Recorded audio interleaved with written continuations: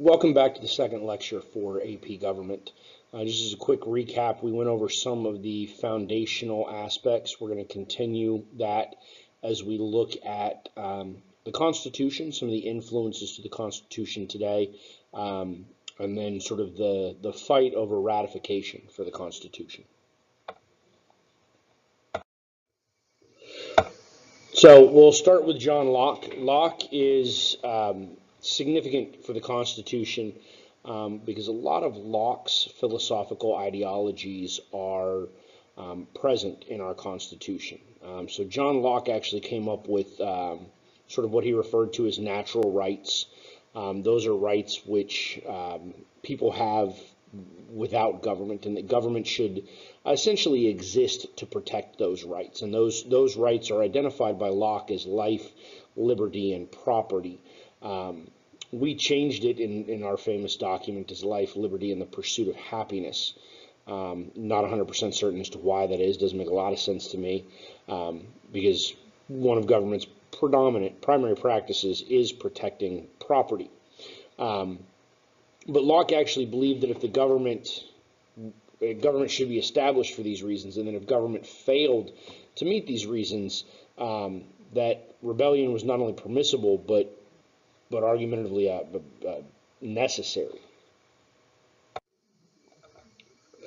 So Locke's theory of government, again, government, basically it's the idea that government exists for public welfare. And so public welfare is the idea of doing things that are beneficial to the citizens.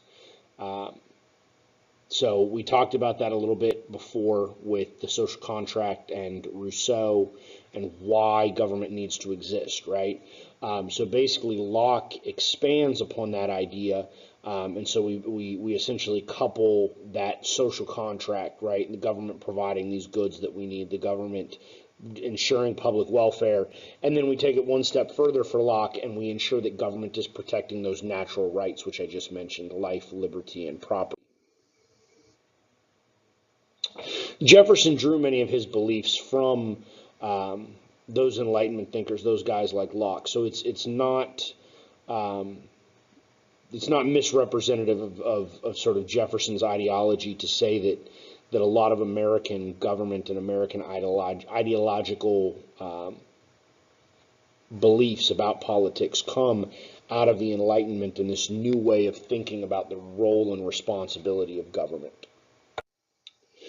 So the Constitution the founders drew from a variety of inspirations in terms of creating the Constitution. Obviously, we were an English colony, and so the English played a significant role in the drafting of the Constitution. There were two primary documents. The first is Magna Carta, which I believe was written around 1280, sometime in the 13th century.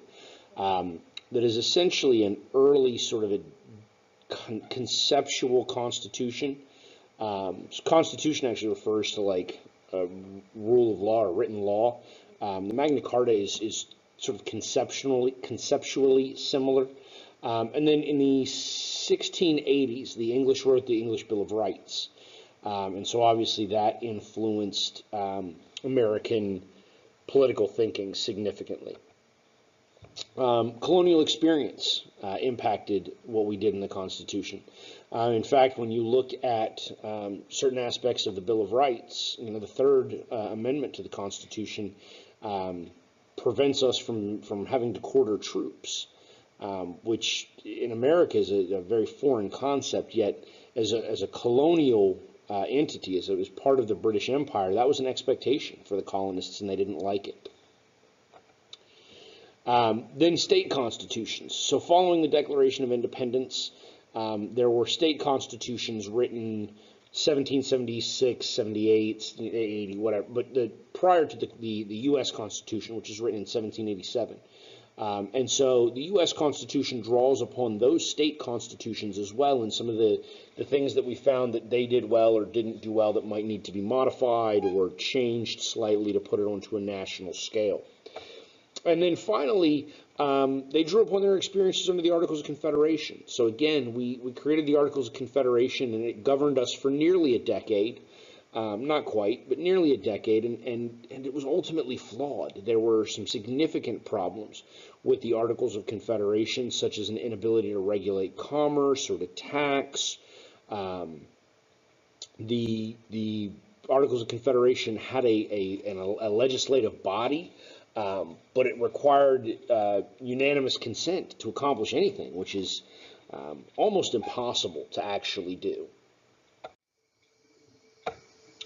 So when you look at the Magna Carta, some of the liberties that were there, and again, the Magna Carta is that English document that we looked at. But one, all cities and towns could trade freely, right? The concept of the idea of free trade is an essential liberty. It's an essential part of our freedom here in the United States, right? The fact that courts are held outside the castle, which obviously we don't have castles and we don't have feudalism and we don't have that concept in this country, but it's the idea of taking the court system or the judicial system and sort of separating it from the executive system or the entity that is responsible for enforcing the laws. They don't also get to interpret law as well, right?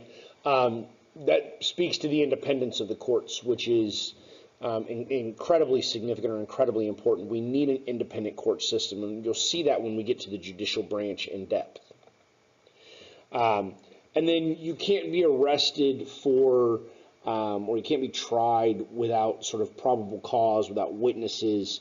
We try to ensure that the legal system doesn't become petty, right? So we're not going to throw people in jail for offenses that aren't serious. We're not going to bog down a legal system. We're not going to limit liberty because you spit on the sidewalk or sort of something trivial or inconsequential, right? Limited immunity. That's actually something that you see in the news today. So police officers have what's called qualified immunity. The Supreme Court has actually declared that police officers have qualified immunity. But the idea, the liberty here is that we want limited immunity, right? We don't want police officers to sort of have immunity from prosecution if they are to do something in violation of our liberties, of our freedoms. Right. Protecting people from arrest without credible witnesses, right? So, again, if it's a he said, she said sort of instance, you can't be punished or you can't be prosecuted without actual evidence. And you can't be jailed without, a jury of your peers saying so, right? Like those are things in the Magna Carta that show up in the Constitution. Okay. Don't have to go to court unless you're summoned, right? So there's a warrant issued for your arrest, okay? Again, you can't just be forced to go or you can't be expected to show up without notice.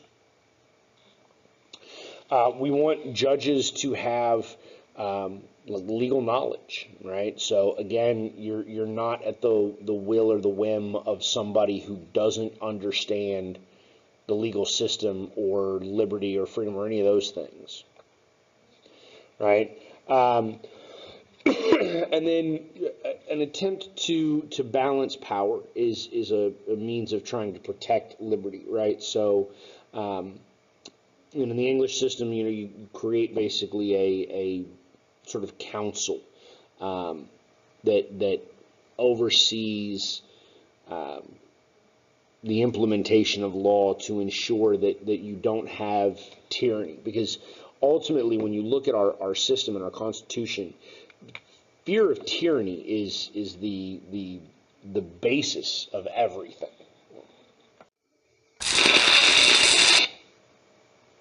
Sorry about that. So the Mayflower Compact. If you don't know what the Mayflower Compact is, Mayflower is obviously one of the early ships of the Pilgrims. They actually created a written document that essentially established law, like it established a government. It's one of the earliest sort of documents that establishes a government and a rule of law. The English Bill of Rights. I'm not going to read all of this to you, but again, we basically, in the English system, so it's 1689, they write down and they basically spell out a number of freedoms that they need in order to sort of maintain their freedom as a human, right? So they're allowed to petition the king, right? We have that as a First Amendment right. They have freedom, excuse me, the idea of some of the legal protections for trials for criminals, for ensuring that people aren't thrown in jail without just cause, right? Free elections, like those sorts of concepts, again, come out of that English Bill of Rights. Okay. The main idea here is this idea of freedom of speech, or what we would consider today sort of essential liberties, those freedoms that if we were to take one individual freedom from you, you would lose freedom altogether. And freedom of speech ultimately becomes that. So if there's no freedom of speech, if there's no opportunity to speak your mind, if you can't express yourself, you don't have freedom of religion, you don't have any other sort of freedom, because there's no protection against the government, right? If you don't have freedom of speech, then you could be fined or imprisoned for simply disagreeing with governmental rule. So when you look at the Constitutional Convention of 1787, we have the Declaration of Independence in 1776, and we have the Revolutionary War that goes a couple of years after that. We have the Articles of Confederation, and the Articles of Confederation have some flaws, some significant flaws. Again, mentioned this earlier, can't tax. So that means the government can't raise any money. If the government can't raise money, the government can't do anything because everything costs money, right? Taxes are a necessary evil. Don't listen to some of those sort of anarchist libertarians that tell you that all taxation is theft. Taxes have to happen in order to have a government. There's no chief executive. There's no president. There's no one over top of the government in terms of helping to enforce regulation or acting as a figurehead. And you're going to see when we get to the executive branch, there are some instances in which you have to have a singular person, one singular entity dictating some sort of behavior or recognition. We have to have an executive. It doesn't work. Not everything works with a council. Right? No national judiciary. So you have 13 different states at the time, 13 different judiciaries. If a merchant in Maryland is trying to sue a purchaser, right, in Virginia, where does that lawsuit get settled, right? Because I'm going to guess if it's settled in Maryland, it's probably going to go for the guy from Maryland. If it's settled in Virginia, it's probably going to go for the guy in Virginia, right? So we have issues with that when we have interstate relations. That goes with the idea of not being able to regulate interstate commerce, right? So what happens if the state of Virginia wants to try to tax imports from the state of Maryland, right? If we're truly one nation, that shouldn't be possible or permissible. And then there's no national currency. So along those same lines, if each state has their own currency, then you have to deal with exchange rates and what happens when the state of Virginia says they're not going to take a Maryland dollar and all of that good stuff. And so we call upon a constitutional convention. It's really the first and sort of only time that we're going to do this. And the idea is actually to not to write a constitutional. We're not trying to replace the Articles of Confederation. We're trying to fix them, right? That's the initial idea. Ultimately, what happens, though, is we realize we can't fix them, so we're going to have to sort of scratch them and start over. Okay? And then you have Shays' Rebellion, which happens in 1786. Daniel Shay is a farmer in Massachusetts. You probably learned about this in a U.S. history class. He'd fought in the Revolutionary War. All of a sudden, he's going to lose his farm. This isn't the government that I fought for. they start a rebellion, and ultimately it requires Washington sort of mobilizing troops nationally to go up and put that rebellion down. And we realize you can't just have individual states operating completely autonomously, because it ultimately doesn't work, right? So when this rebellion happened, New York's sitting there looking at Massachusetts like, hey man, that's your problem. We're not involved in all of that. Right. So like I said, like I was just talking about, so this is really a result of some economic issues, right? So you had people that fought in the Revolutionary War. They thought they were going to get some real change. All of a sudden, they have financial issues. They can't pay their property taxes. Their land's getting seized. They're being thrown in prison, and so they ultimately kind of feel like, well, I traded one sort of tyrannical government that's taking my liberty in England for a tyrannical government that's taking my liberty here. And so they actually go and seize some weapons and start an actual rebellion, or attempt to start a revolution. And you could argue that it is sort of a revolution because it does result in the Constitution. So ultimately, they're not successful. Like I said a minute ago, Washington mobilizes some troops and comes up from the Virginia area and is able to sort of squash that rebellion. But it does bring about some important changes. When you look at the delegates to the convention, the way that it was explained to me once was that they were well-read, well-bred, well-fed, and well-wed, which simply means that the individuals involved in writing the Constitution are not, they're more elite Americans, even from a 1787 perspective, than just your average sort of poor yeoman farmer or sustenance farmer on the frontier. Some of the major participants, Madison is considered the father of the Constitution. He's one of the predominant leaders, and is important in the proceedings of the sort of process, the parliamentary process that's occurring. Washington is the presiding officer, which simply means he's sort of at the front of the room maintaining order. Ben Franklin is the elder statesman. Most people don't realize how old Ben Franklin was in comparison to the other founding fathers, but he's significantly older. In fact, when you look, Franklin was probably old enough to be James Monroe's grandfather. Morris is one of the ones that's ultimately responsible for the language, the actual wording of the Constitution, not that there's much attention paid to him. And then Hamilton, who, if you follow pop culture nowadays because of the Broadway play, Hamilton is one of the loudest voices for a strong national government, right? He's very much what we will refer to as a federalist. So we get to the Constitutional Convention, and there's a lot of work to be done, right? So we know that there's problems with the Articles of Confederation, and so there ultimately becomes the necessity to sort of start over, right? So the first thing that they kind of agree on is that they need to scrap the Articles of Confederation.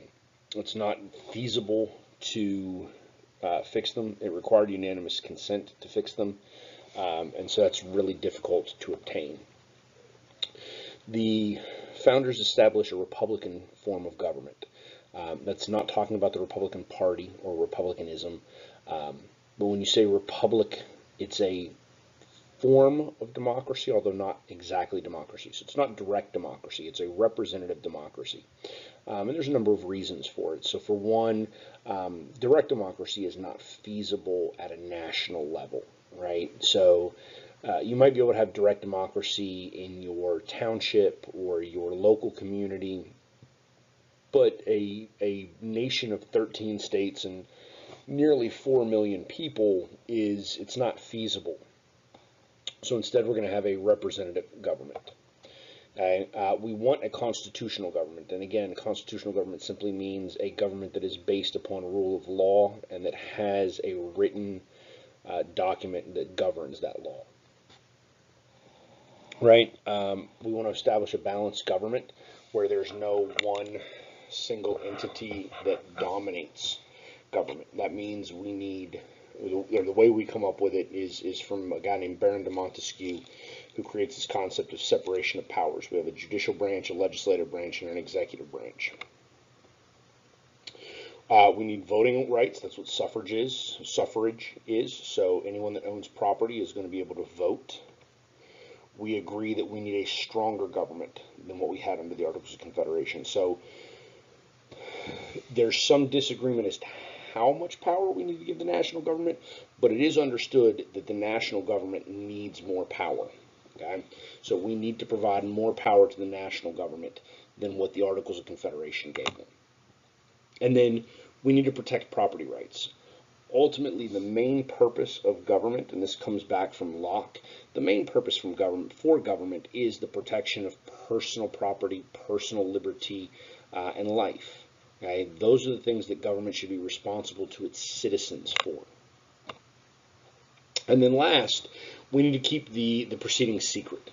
Okay? For a couple of reasons. One, technically what they're doing is illegal because they have the Articles of Confederation, and to just scrap them isn't really kosher, for lack of a better term. It's not the way that it's supposed to go.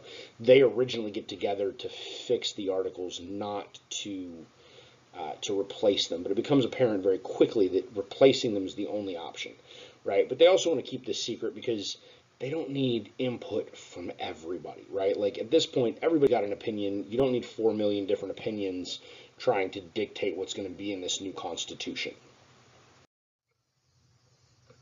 Some areas of disagreement. There's disagreements in terms of representation, and we'll talk about that in more detail here in just a minute. Okay, so the basic concept here is we don't have equal population in places, right? We have large states and then small states. And we're only talking about population here, not like landmass.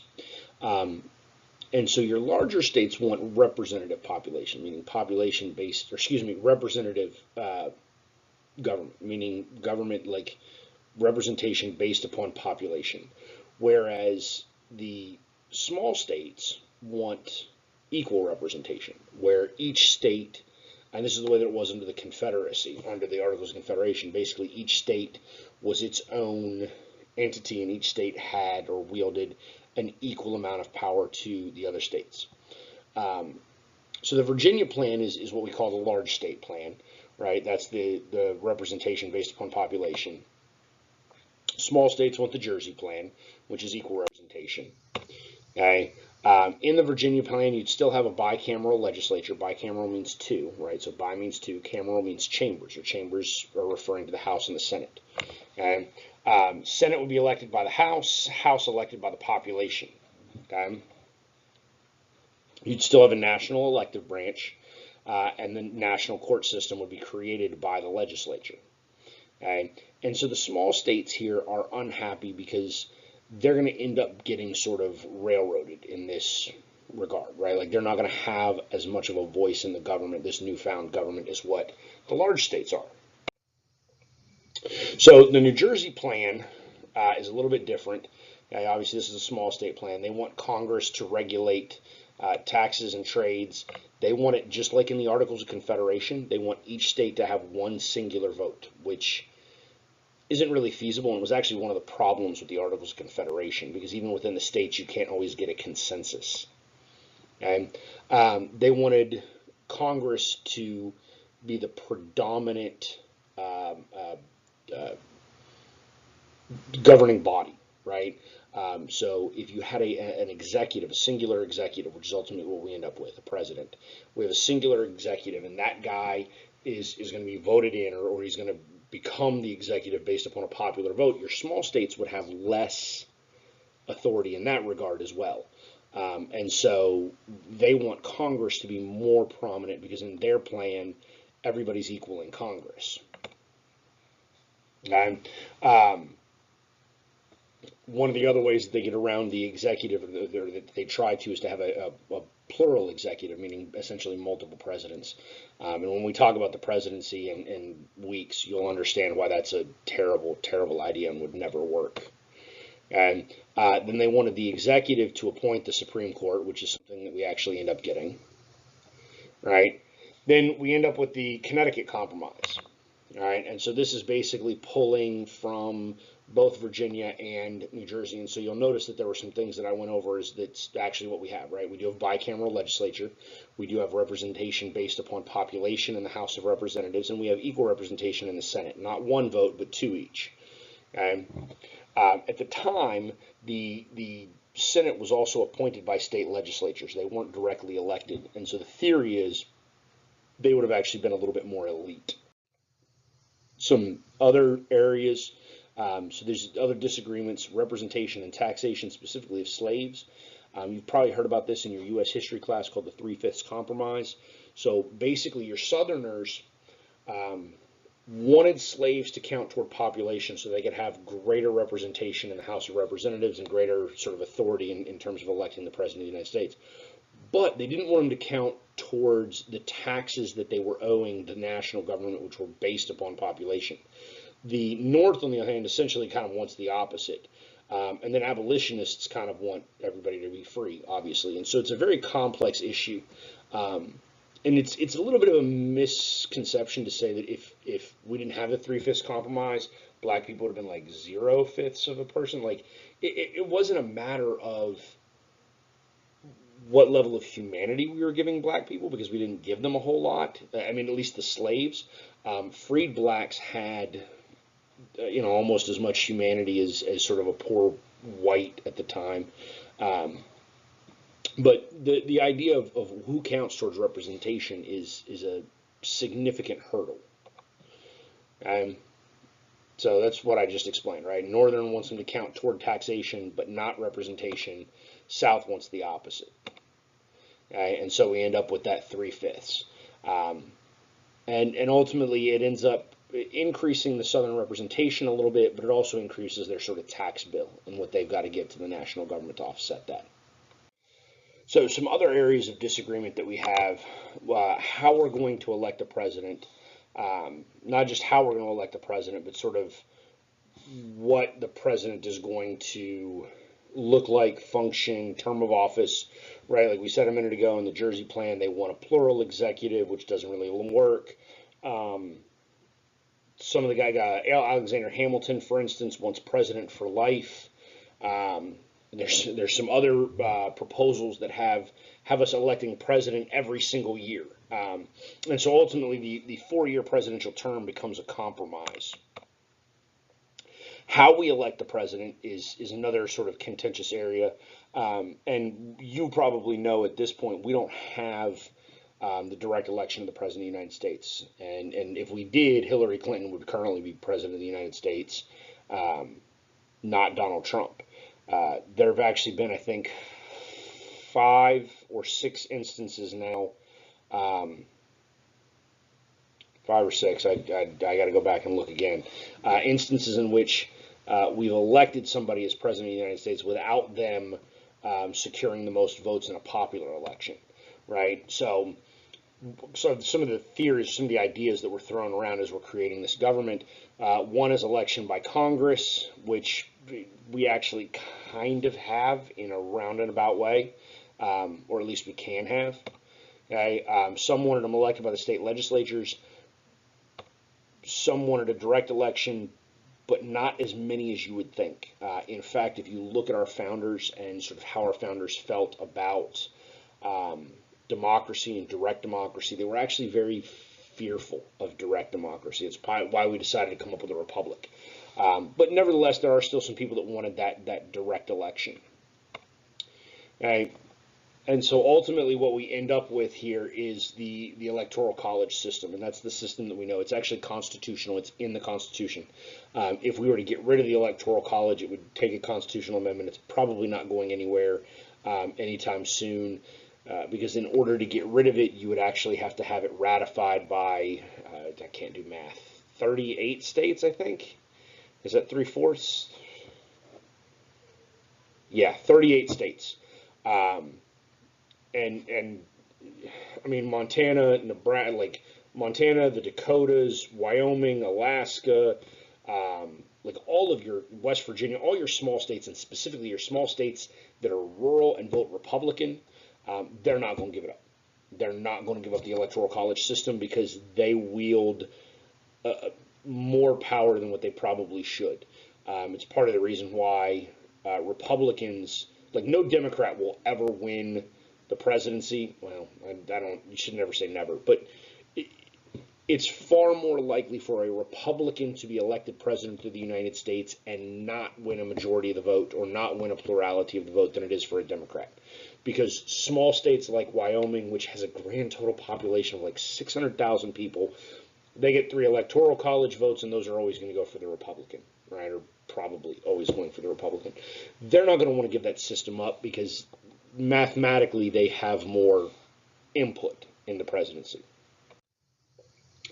Right? Ratification politics. So once the document is written, it doesn't become law. Like that's a common misconception, right? We didn't write the Constitution, then all of a sudden, like bam, that's it. We're off and running, right? We wrote it, and then we had to figure out if everybody would abide by it. The Federalists were those individuals that supported this stronger national government. The Federalist Papers, which you'll read a couple here in a few days, the Federalist Papers were advocating for the passing of, or the ratification of the Constitution. These people were generally a little bit, no, because I mean, everybody that was involved was wealthy at the time. These were people, though, that might have been more merchant class rather than your sort of agrarian class. They needed that stronger government because the stronger government was sort of necessary for capitalism to really take effect. And that's again a philosophical idea from Adam Smith, who was a Welsh or Scottish philosopher, I don't remember which, that's coming of age at like the same time, right? So capitalism and democracy are 2 completely different things. They're 2 different trains of thought, but they're basically rolling out of the station at the same time. And so our merchant class, bankers, people like that, they're going to need this stronger national government in order to sort of enact the economic system and have the lifestyle that they thought they were going to have. Okay, the Federalists were elitists for the most part. Again, remember they're property, sort of wealthier, credit merchant type people. They don't think that you're sort of yeoman, frontier farmer should be ruling or should be governing. Okay. They feared excesses of democracy. They don't want those people to have as much influence or as much say. If you are an elitist, you're probably arguing that sort of the will of the people is flawed. Okay. They favor the stronger central government. Now, again, we said like there's agreement that we need a stronger national government than what we had under the Articles of Confederation, but they want a stronger national government than even what the anti-federalists want, or the other sort of camp in this regard.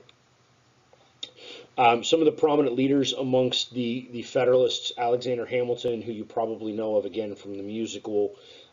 James Madison was the father of the Constitution. He's one of the architects behind it, and he writes a number of the Federalist Papers arguing for the ratification, but he's not quite as adamant, or he's not quite as a believer in large central government as what somebody like Hamilton is necessarily, or John Jay.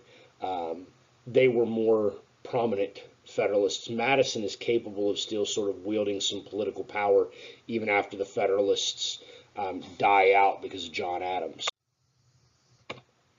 So the Anti-Federalists, these were more of your sort of small-time merchants, so they wouldn't have been bankers, they wouldn't have been lenders. It'd been like sort of your small business owners today. So if you look at it in sort of today's terms, your Federalists would be like Home Depot owner, Best Buy, like those type of massive businesses. Your anti-federalists are more your mom and pop shop kind of businesses, but it's also those frontiersmen, those farmers, those yeomen. These are people that wanted less authority to the national government, right? They fear more than anything else tyranny, right? Whether it's tyranny from a king in England or tyranny from an elected government locally. Okay, that doesn't mean that they don't believe in government. They just want to see government more localized and more authority or more power granted to the sort of county, city, state level. Okay, that's the sort of variation there. It's not that they're advocating that power shouldn't exist at the national level or that governmental power shouldn't exist, but really where is it concentrated? Okay, so again, they fear the strong central government. They want it to be closer to the states. Okay, and then they're actually one of the compromises that gets accomplished here in terms of getting this done. So one of the compromises here is the Bill of Rights. The Anti-Federalists, again, because they're fearful of that national power, they see this document as granting too much authority, and so in order for them to eventually support it and to get this ratification done, the Federalists agree to a Bill of Rights, which is actually viewed as the Anti-Federalists' strongest argument, right? Like the fact that we don't tell the government that they can't, engage in a lot of these behaviors that we fought the Revolutionary War for. A lot of people are supportive of that. Interestingly enough, as we sort of go out and we're 200 and almost 240 years, 230 years past the Constitution now, the Bill of Rights actually becomes possibly more problematic than it is sort of beneficial to the people, right? And we'll talk about this in a lot more detail when we get into civil rights and civil liberties, where we'll cover the Bill of Rights in a significant amount of detail. But one of the things that you find is nowhere in the Bill of Rights does it say we have a right to privacy. It doesn't exist. It's not in there. Yet all of us would agree that we have the right to privacy, right? That we should be secure in our own home. That if I want to, if I wanted to get just absolutely hammered, right, drink a fifth of Jack Daniels, okay, so long as I'm not harming anybody else, I don't get behind the wheel of a car, I'm not drunk in public, I'm not a nuisance, I'm not causing any problems, it should probably be legal, right? Sort of moral laws that we look at. We think of, those behaviors that we engage in our own homes should be protected because we should have some sort of sense of privacy. Yet nowhere in the Constitution, nowhere in the Bill of Rights, is this idea of privacy ever mentioned. Right? Some of the leaders of the Anti-Federalist movement, Patrick Henry, George Mason, and then Elbridge Gerry are three of the big ones. You've probably heard of Patrick Henry. George Mason had a college named after him, and you'll learn about Gerry because he's the guy that gerrymandering is named after. Some of the advantages that the Federalists had, they're better represented in the legislature. Because they're more elite, they have more power to begin with. They're more well known. They have better connections. So they already sort of exist in positions of power or authority that make it easier for them to accomplish their goal of ratification. They control the presses. Again, press is not like a mom and pop shop kind of business. It's a larger, sort of more elite. Your large publications are more elite. They're controlled by the Federalists. They're going to sort of mobilize quicker than the Anti-Federalists. The Federalist Papers that are written by Hamilton, Madison, and Jay start coming out very, very quickly. And so there's, again, I think there's 85 of them written in total over a very short period of time in order to try to rally support amongst the people for the ratification of the Constitution.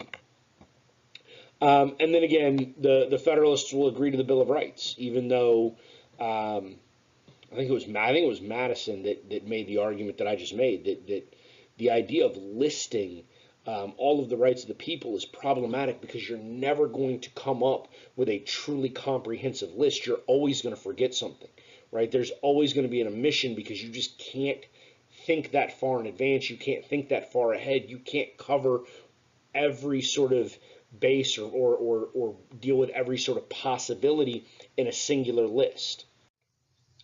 So the ratification battle, it ends up becoming the Federalists versus the Anti-Federalists. The Anti-Federalists write a handful of, I think there's 12, Anti-Federalist papers, sometimes referred to as the Brutus Papers. There's another set of Anti-Federalist papers, but again, they don't have the sort of leadership and structure and organization that the Federalists do when it comes to the Constitution. Thomas Jefferson, who probably would have been one of the most adamant Anti-Federalists, isn't even he's not even in the country at the time, right? So I think he's serving as the U.S. ambassador to France at the moment. Okay? So the Federalist Papers end up becoming a huge, or to say it in Trump or Bernie Sanders, huge advantage for the Federalists, right? They're able to sort of pump out a whole bunch of information and monopolize the conversation. And it's essentially propaganda, like that's what it is, and they're successful in getting that done. And then the Anti-Federalists, it's one, Anti-Federalist is a bad name because anytime you're anti, like that sounds negative, right? Like, I mean, think about this for a second, right? Like with abortion, right? We don't have like pro-abortion and anti-abortion. We don't have like pro-life and anti-life. No, it's pro-life and pro-choice because nobody want to be anti anything, right? It's just not. It doesn't come off in a very good manner. Okay. So again, your Federalists there that I mentioned, Hamilton, John Jay, and James Madison. Again, they're able to mobilize and write these essays and convince large numbers of people very quickly that federalism is ultimately what's necessary for the betterment of the nation. Okay, so in order to ratify, then, like I said, the Federalist Papers help immensely. It's that propaganda. It gets people on board, involved. They're ready to go. They're sort of buying into this narrative that's created by Madison, Hamilton, and Jay. And so it doesn't take that long. The Constitution is written in 1787. And I think it's near the end of 1788. We have the ratification. It took 10 states to do it. Those 3/4 of the states. So Delaware was the first. It's generally referred to as the first state. And I think North Carolina was the 9th. I mean, it doesn't matter what order they happened in. But one of the things that is important for you to understand about this ratification battle, or the way that it plays out, is once the 10th state, I think I said 9th a minute ago, once the 10th state signs off on this, right? So whether it's done by a state ratifying convention of the state legislature, right? Once the 10th state signs off on it, the Constitution becomes the law of the land, and theoretically the other 3 states kind of have to abide by it. But it is important to understand all 3 of them go ahead and ratify it themselves as well. So the Constitution is ultimately ratified by 100% of the states, which is probably a good thing because the states are all agreeing to this sort of general contract, and that's basically what the Constitution becomes. So in our next lecture, what we'll talk about is the some more detail on the Constitution, sort of what's in the Constitution, and some of the things that we're looking at that were sort of essential to the function of government.